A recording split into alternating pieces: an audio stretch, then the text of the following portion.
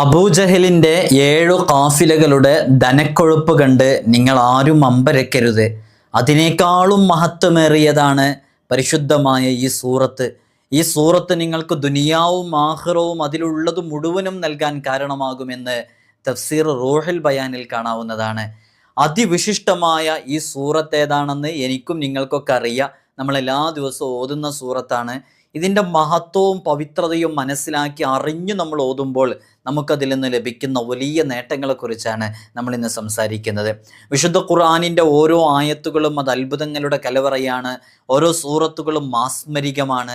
അതുകൊണ്ടൊക്കെ നമുക്ക് ഒരുപാട് നേട്ടങ്ങളും ഹൈറാത്തുകളും നേടിയെടുക്കാനും കൊയ്തെടുക്കാനും സാധിക്കും. പക്ഷെ അതിനോടൊക്കെ നമ്മൾ സ്വീകരിക്കേണ്ടുന്ന ചില നിലപാടുകളുണ്ട്. അതിൻ്റെ ആശയം മനസ്സിലാക്കി, അത് ഓതിയാലുള്ള ഗുണങ്ങൾ മനസ്സിലാക്കി, ഇങ്ങനെ അത് ഓതിയാലുള്ള ഗുണങ്ങൾ മനസ്സിലാക്കി ഓതുന്നത് എന്തിനാ?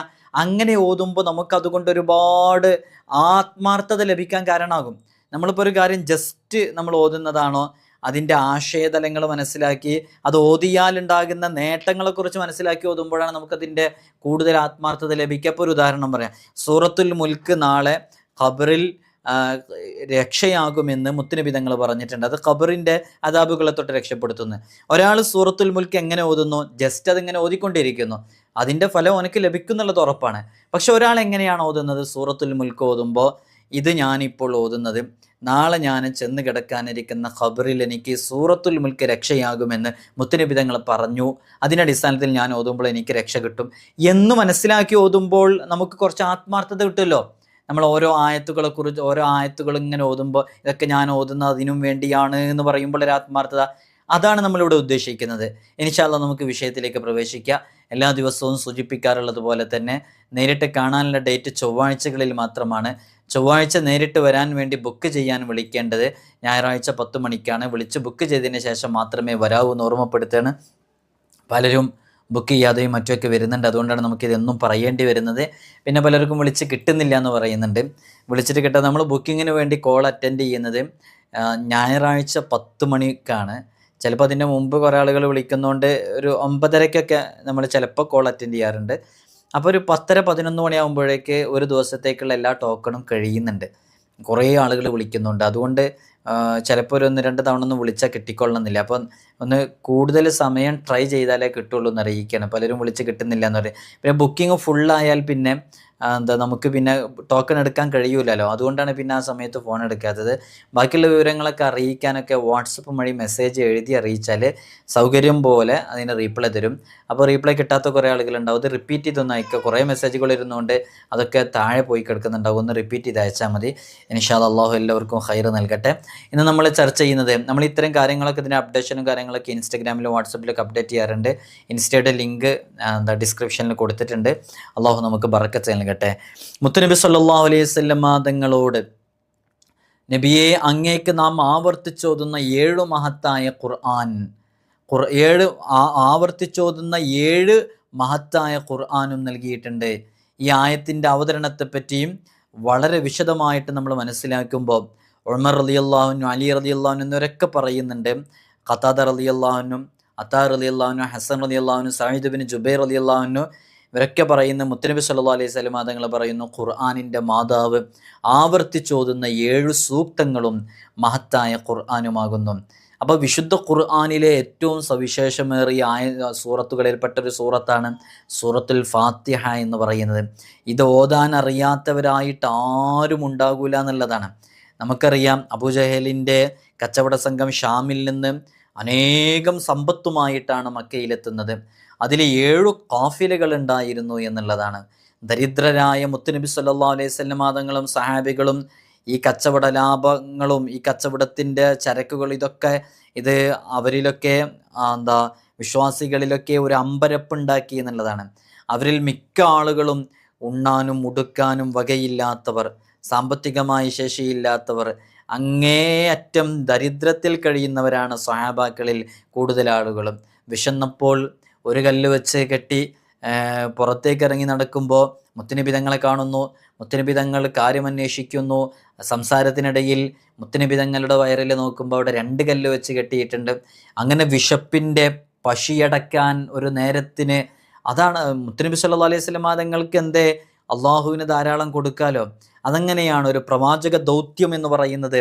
ആ ദൗത്യവുമായിട്ട് പ്രബോധന രംഗത്തേക്ക് വരുമ്പോൾ അതിൽ അള്ളാഹുവിന് ചില സിറുകളുണ്ട്. അതുമായി ബന്ധപ്പെട്ടാണ് അങ്ങനെ ആ രൂപത്തിലേക്ക് കാര്യങ്ങളൊക്കെ വരുന്നത്. അങ്ങനെയാണ് നമ്മൾ അതുമായി ബന്ധപ്പെട്ട് മനസ്സിലാക്കേണ്ടത്.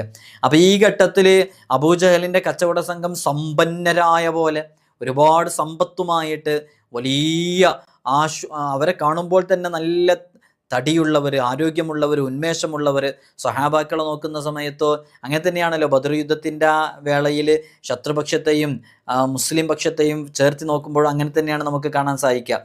313 എന്ന് പറയുന്ന തുലോം തുച്ഛം ആളുകൾ ശക്തരും മല്ലരുമാരായ ആയിരങ്ങളോടായിരുന്നു ഏറ്റുമുട്ടിയത്. അപ്പോൾ നിങ്ങൾ നോക്കൂ, അവിടെ ശക്തരാകുക എന്നുള്ളതോ സമ്പത്തുണ്ടാകുക എന്നുള്ളതോ, അവരൊക്കെ യുദ്ധത്തിന് വരുന്ന സമയത്ത് തന്നെ വഴിയിൽ വെച്ച് അവർ 60 ഒട്ടകത്തിന് അറുക്കുന്നു, 70 ഒട്ടകത്തിന് അറുക്കുന്നു, അതിൻ്റെ മാംസം ഭക്ഷിക്കുന്നു. ഇങ്ങനെ ആരോഗ്യവാന്മാരായിട്ടാണ് വരുന്നത്. ഇപ്പുറത്താണെങ്കിലും നോമ്പെടുത്ത് ക്ഷീണിച്ച അവശരായവരാണ്. ആർക്കാണ് വിജയമുണ്ടായത്? അപ്പോൾ ഇതൊന്നും അതിൻ്റെ അടിസ്ഥാനം സമ്പത്താണ് എന്നോ അല്ലെങ്കിൽ ഇങ്ങനെയുള്ള ആർഭാടങ്ങളാണോ എന്നൊന്നുമല്ല. അള്ളാൻ്റെ അടുക്കലാണ് എല്ലാ കാര്യങ്ങളും. നമ്മളെപ്പോഴും മനസ്സിലാക്കേണ്ടതാണ്. അപ്പോൾ അവരിൽ നല്ലോണം ഭക്ഷണം കഴിക്കുന്നവർ, നല്ല സമ്പത്തുള്ളവർ. ഈ ഘട്ടത്തിൽ മുത്തുനബി സല്ലല്ലാഹു അലൈഹി വസല്ലം തങ്ങളെ ചിന്തിച്ചു പോയപ്പോഴാണ് ആ സമയത്ത് നബി സല്ലല്ലാഹു അലൈഹി വസല്ലം തങ്ങൾക്ക് അള്ളാഹു സുബ്ഹാനഹു വ തആല പറഞ്ഞു കൊടുത്തതാണ്, വിശുദ്ധ ഖുർആനിലുള്ളതാണ്. അങ്ങേക്ക് നാം ആവർത്തിച്ചോതേണ്ട 7 സൂക്തങ്ങൾ അവതരിപ്പിച്ചു തന്നിരിക്കുന്നു. ഈ 7 സൂക്തങ്ങളുടെ പ്രത്യേകത എന്താ? ഈ 7 ആയത്തുകളുടെ പ്രത്യേകത, 7 ഖാഫിലകളുടെ ധനക്കൊഴുപ്പ് കണ്ട് അമ്പരന്നു പോകരുതേ.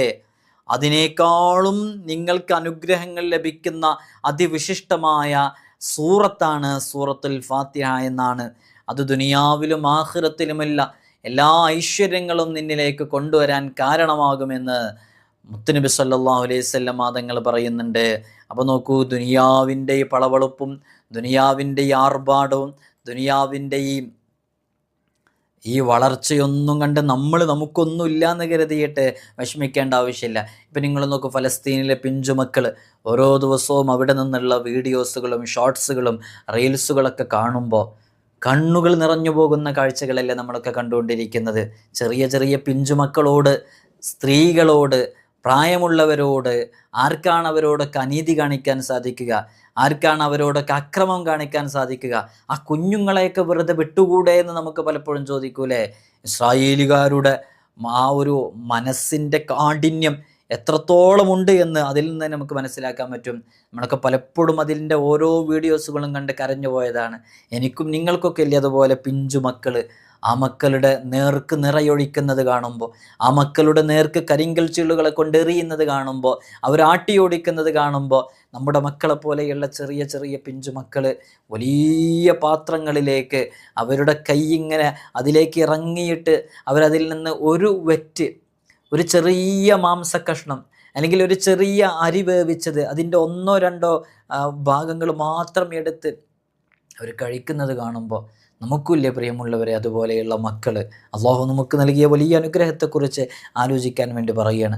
അപ്പോൾ അത്തരം പ്രതിസന്ധികളും പ്രയാസങ്ങളൊക്കെ നിറഞ്ഞ ജീവിതത്തിൽ നമുക്ക് ചേർത്ത് പിടിക്കാൻ പറ്റുന്ന അതിവിശിഷ്ടമായ ഒരു സൂറത്താണ് പ്രിയമുള്ളവരെ, അത് സൂറത്തുൽ ഫാത്തിഹ.